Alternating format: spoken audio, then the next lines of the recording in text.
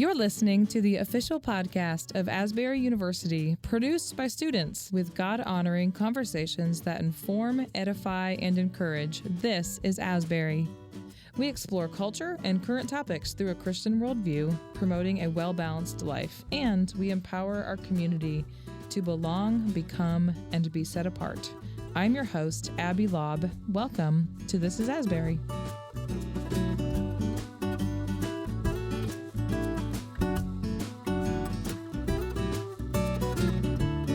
Welcome to this episode of This is Asbury. Today's topic is definitely a hot take right now, artificial intelligence. Today's guest has a really interesting perspective on this as a writer. So AI has really sparked global controversy in the creative industry, and there's been a lot of disruption that has happened. So the questions are, have technological advances gone too far? What's the role of humans with AI? There's lots of things to unpack. So in this episode, we have a really cool professor on here today, Sean Gaffney. Welcome, Professor Gaffney. Thank you for having me. I want to talk with you today about AI specifically and how it's influencing writers. So we're going to talk to Professor Gaffney about AI and the Writers Guild strike that's kind of ongoing. So larger than that, the threat or advantage that AI poses to creatives in the screenwriting industry, how is this going to impact the future of that industry? So you have been in the business for a long time. So yes, you've kind of seen it all, but this is new. So I just want to talk to you about what AI is teaching us about human thought at large, and then just how this is going to impact the next generation of creatives in Hollywood. You're in the process of writing yourself now this summer. Absolutely. Yeah, so could ChatGPT have written the script that you're writing right now? I hope not. No, but it can do a lot. So let me start with this. Have you used any of these AI features recently? I haven't made that jump yet. Yeah. My wife has started using it, some for helping to build the website and things like that, but I have not. Yeah, so among your students at Asbury, for starters, tell me what you teach here at Asbury. Just give me a quick overview of your background. So I teach screenwriting in the media department for both undergraduate and graduate students. So that's my main focus. Yep. I'm also the associate dean for the School of Communication, and I started in theater. I was a theater producer. I was a producer of plays in New York and then Seattle, where I started writing more and became a professional playwright.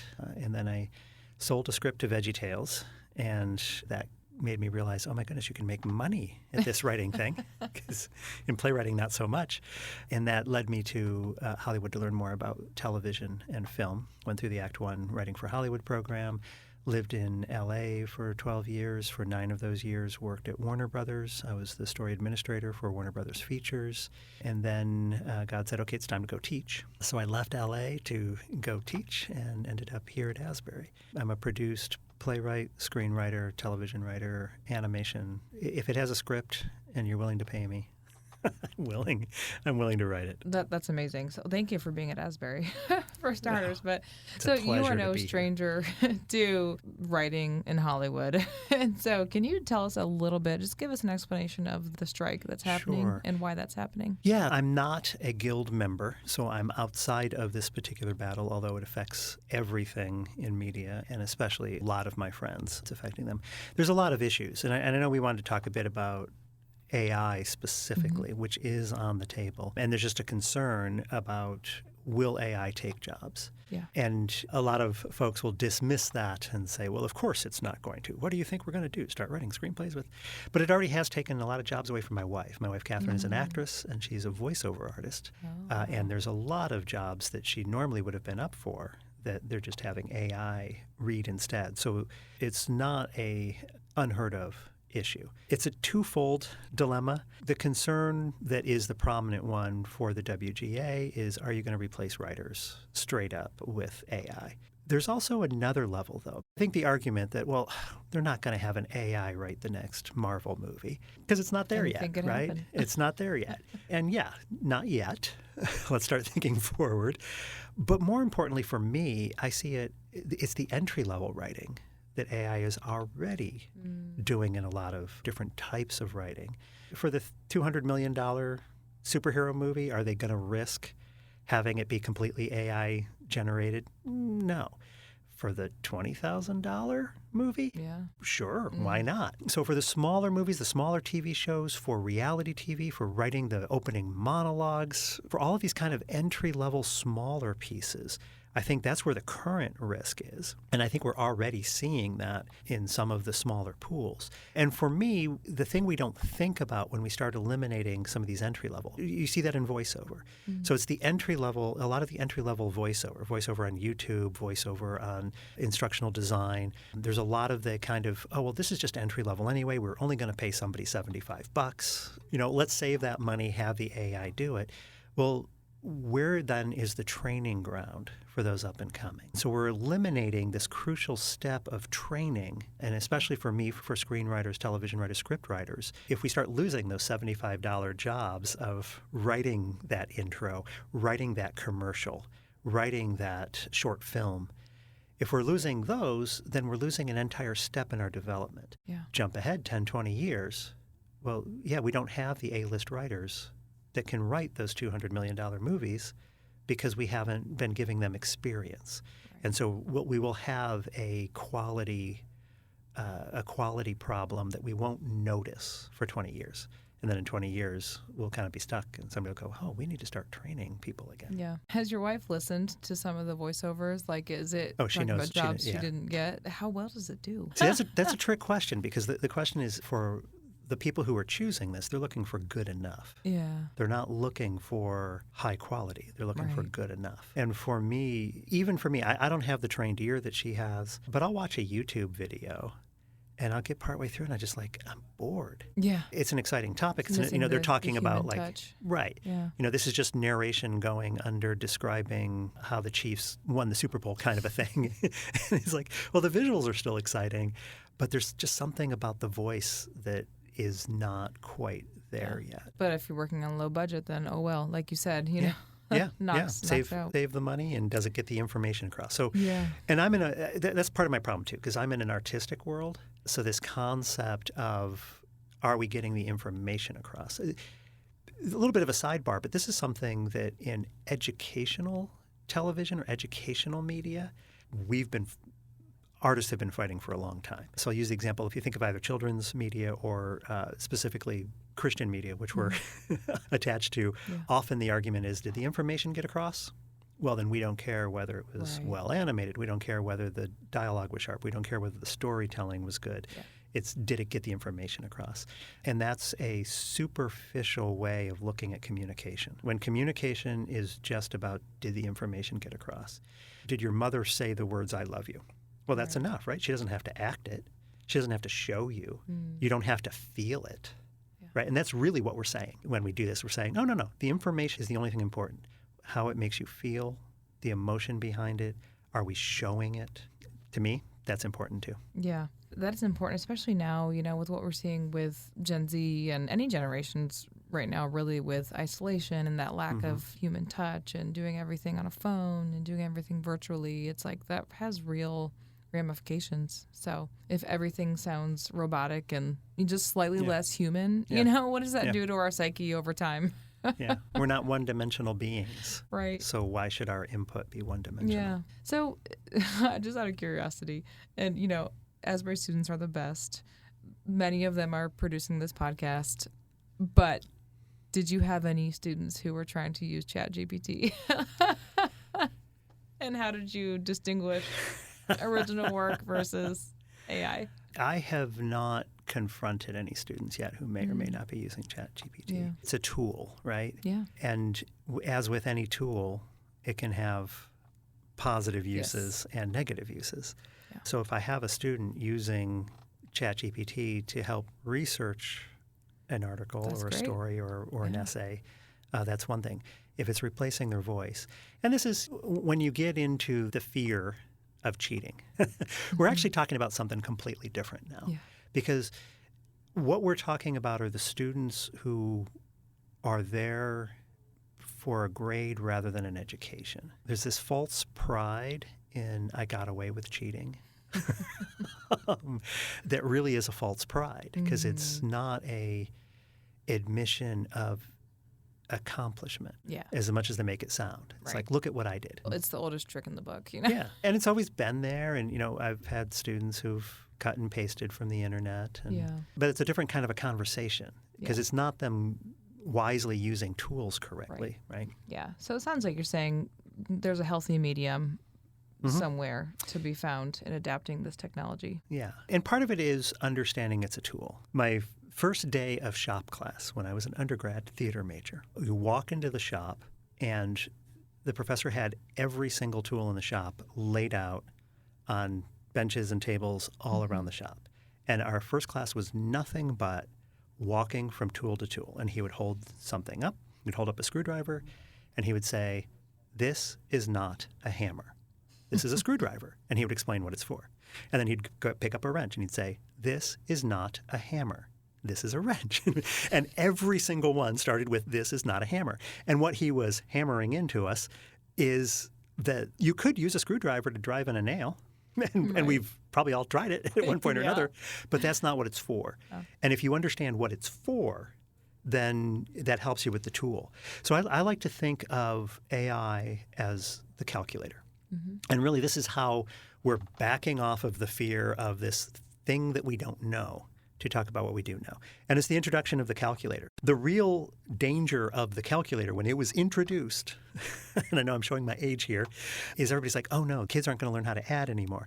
The danger wasn't, oh my goodness, we're going to get our work done faster. That's terrible. The danger was, what are we using it for, right? Are we using the calculator to help us deepen our math? Or are we using the calculator so that we don't have to understand the principles of math? That's kind of where we're getting into the using the AI to write your essays for you. Is are you using it to help you deepen your essay?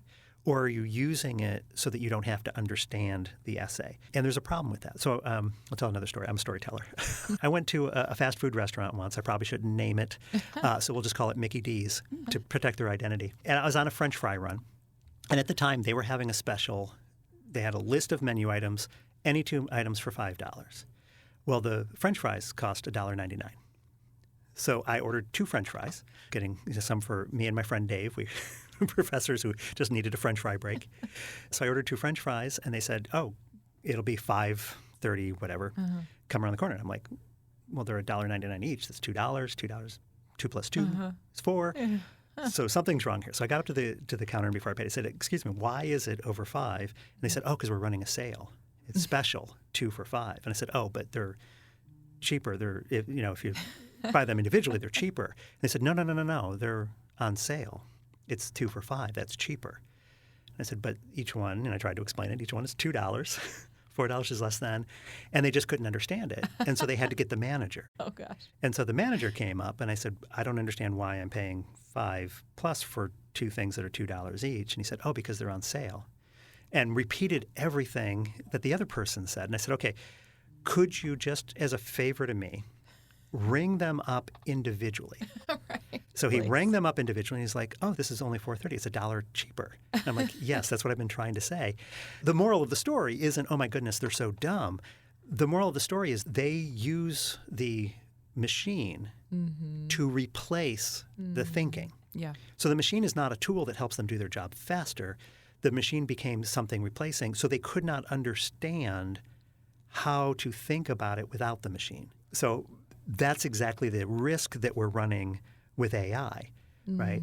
Is that analogy. Are we using it to replace how we think about things and therefore losing the ability to think about things? Or are we using it to deepen? Because the reality is calculators used to deepen our time. There's no reason that it should take an extra 5 minutes to add up my order because I'm demanding they do it by hand, right? That's the ridiculous side of being afraid of calculators. Yeah. As a creative, is there anything about it that excites you, or are you still sort of wading through that? Yeah, I mean, I'm already seeing friends who use it. There's the busy work angle of what we do.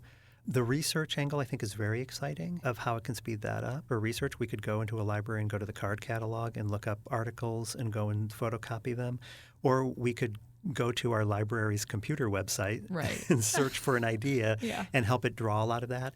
I think that will be nice. I think in terms of things like formatting and grammar, I mean, I already use spell check. That's AI. Right. Grammarly is AI. I think that will help with a lot. And again, as long as I'm not getting lazy and going, well, I don't need to know spelling or understand the principles, but it sure saves me a lot of time when it sees misspellings that I just don't see. Right. That's great. And last thing, and I'll let you add in anything else that's on your mind, but what is the Christian approach to AI in your opinion? Is there any difference? I mean, is there some kind of morality component of this? Yeah, I mean, the simple answer is yes. There's a difference with anything. With anybody who has a moral, ethical grounding in something.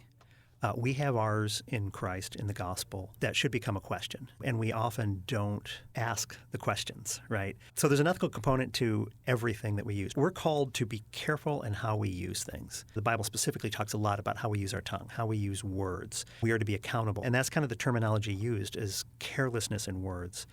And I think some treat that as, oh, there's a prohibition. There are words you can't use, which I think is a very shallow understanding. That's the cheap, easy way out, right? Is, oh, my goodness, my mom said I have to look both ways before crossing the street. It's easier if I just never cross the street in my life. And with AI, it's kind of the same thing. It's not a case of, oh, there's dangers here, don't use it. It's, are we being careful in how we use it? And to be careful in how we use something, we need to understand, what do we value? Is our value our high value efficiency? Is our highest value time? Is our highest value money? My wife and I just had dinner with our friends of the Bowers. We often have game night. And for game night, we'll go over, we'll eat dinner, and then we'll get to the game. There are many nights we never get to the game because we're just having so much fun, laughing and talking that time runs away from us. So we never get past dinner, which is a very inefficient use of dinner. Right? If you think about it in terms of efficiency, we should get the food in our bodies. Yeah. We should maybe have a little bit of time to digest because that might be efficient, and then get on to the business of the day. Right. I don't feel like that's wasted time. So what is the value? So it's very much akin. How we're approaching this should be akin to buying local. If we choose to buy something local, it's not because we think, oh, you know what, the smartest thing to do is to spend more money on something. Right. There's a value that we're supporting differently. I worked for a CEO once who told the story at his church. His pastor was walking by the youth group office and overheard one of the youth group members was ordering pizza for a youth group party. And after putting the order in, he then said, by the way, we're a church. Would you donate the pizzas to us? And the pastor was walking by right as he was saying that, went in and actually hung up the phone on him and said, we have a budget for pizza. We can afford the pizza. There are things that we do in our ministry that we have trouble affording. Yeah. And that's when you're asking for people to partner with you. Right. But our job as a church is to support our people, support our community, support the town we live in. And one of the ways that we support it is we buy pizza at full price, even if we could get it for free, right? Yeah. So are we using AI carelessly? Are we thinking about what is the cost of saving money? What is the cost of saving time and efficiency? And sometimes it's the people.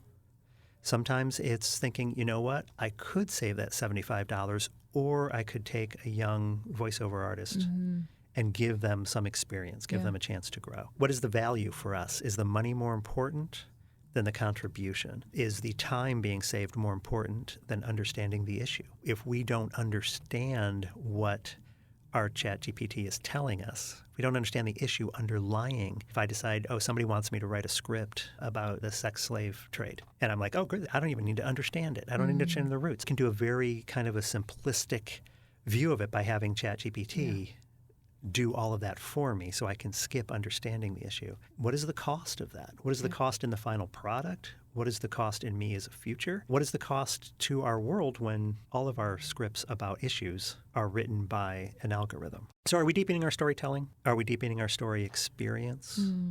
Or are we just putting time and money as our deciding values? Well, thank you so much for joining us for this episode of This is Asbury. To learn more about Asbury University, visit asbury.edu.